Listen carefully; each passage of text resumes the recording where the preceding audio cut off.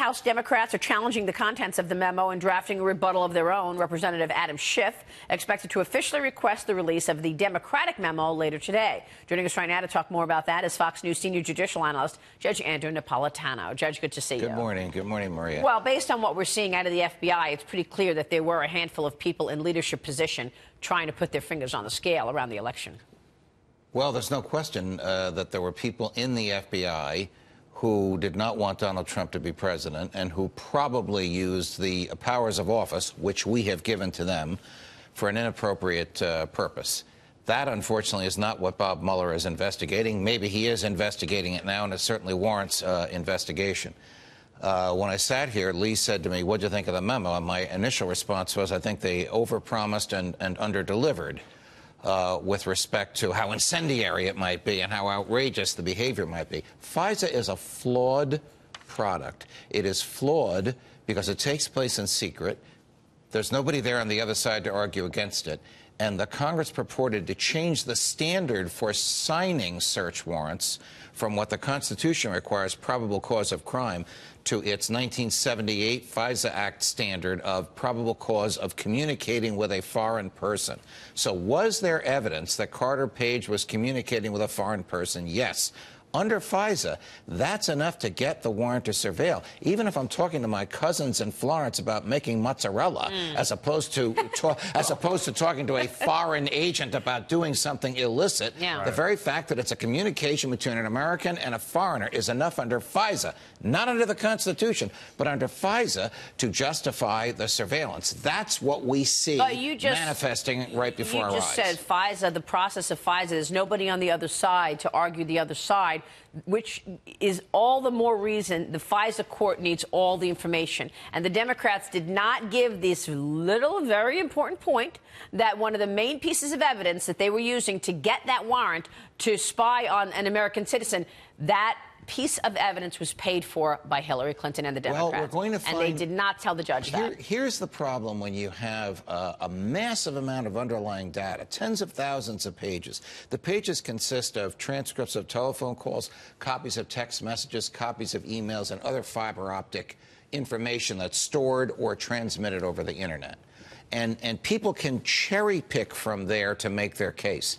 So Congressman Schiff has accused the Republicans of cherry picking. Congressman Schiff and the Democrats are now going to cherry pick from the same underlying data in order to make their case. I was taken aback during the interview that Brett Baer had on Friday afternoon with Congressman Nunes, the Republican chair of the committee, when Brett said, "Did you look at the underlying data?" No.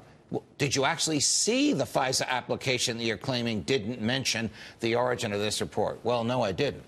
But yet you're willing to put your name on a document saying this information was not given to the court. You know, it's interesting that you bring that up because one of the people who did see the underlying intelligence apparently was Trey Gowdy, who we just heard from one of the sound bites. And Congressman Ratcliffe, who's going to be coming up in 20 minutes. Yeah, there were three of them in total. And he takes an approach that, I mean, I don't know if you describe it as balanced, but he says a lot of things can be true, that there might be issues with the FISA process and how it's done.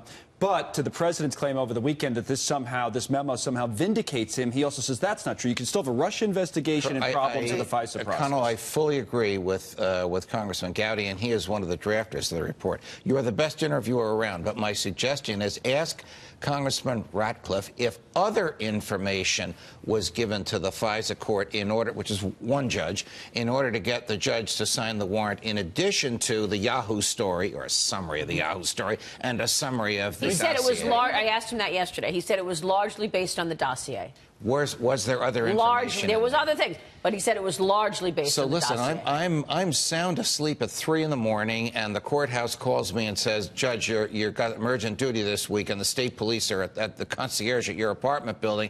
They need a search warrant immediately." And they come into my living room, and we spend an hour going through what they have and how they can demonstrate to me that I should sign a piece of paper letting them break down somebody's door at 3 in the morning in order to get evidence.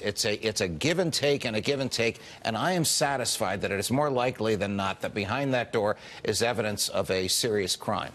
The court has to go through that kind of give and take, give and take, give and take when they come to you with an emergency application for a warrant. Right. If the court blithely accepts what the government gives, it's as much the court's fault as the government. If the government knows that the court grants 99.9% of all warrants requested, which is an unbelievable number, a number I never heard of in my career, then the government's going to get lazy and sloppy because they're going to walk in there saying, we're going to get this thing we always do. They did it 4 times, Judge. So there's that as well. It's not just the first time that they used the dossier as justification to wiretap. They went for renewals 3 more times after that. They did it 4 times. And according to the memo, never told the FISA court that Steele had been fired by the FBI because he was working with the FBI. Doesn't matter. Let me tell you why the renewal... Then talked to Mother Jones, and then they canned his, and they never told the FISA court that. Let me tell you why the renewals are easier. Because each time there's a renewal, they present to the court what they learned from the prior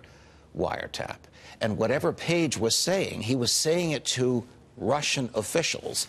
And that is enough under the very low FISA standard to continue the surveillance. It's new information. I don't know about that, Judge, because yesterday Ratcliffe said that they kept using the dossier as a further... that's what he said yesterday, as a further evidence of another wiretap. It wasn't any new information. But I will ask him what other information was garnered from the calls. Ask him if in the second, third, and fourth applications they had information from the first, second, and third wiretaps and presented it to the court.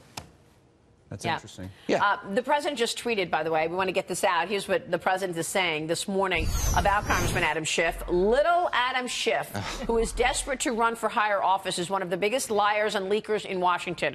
Right up there with Comey, Warner, Brennan, and Clapper. Adam leaves closed committee hearings to illegally leak confidential information. Must be stopped. Judge, this is not just the president. I've heard this from a lot of people that Adam Schiff is widely known to be a big leaker in Washington. I don't want to take on Congressman Schiff. Sometimes I agree with him, sometimes I don't. He actually did me a favor when Jake Tapper on CNN said to him, have any advice for President Trump? And his answer was, stop listening to Judge Napolitano. That, of course, was something I was quite proud of. But I have to talk about the mention of Clapper and Brennan in there. If you read the Yahoo story, which was the basis for part of the application, the opening lines are, according to former high-ranking intelligence officials.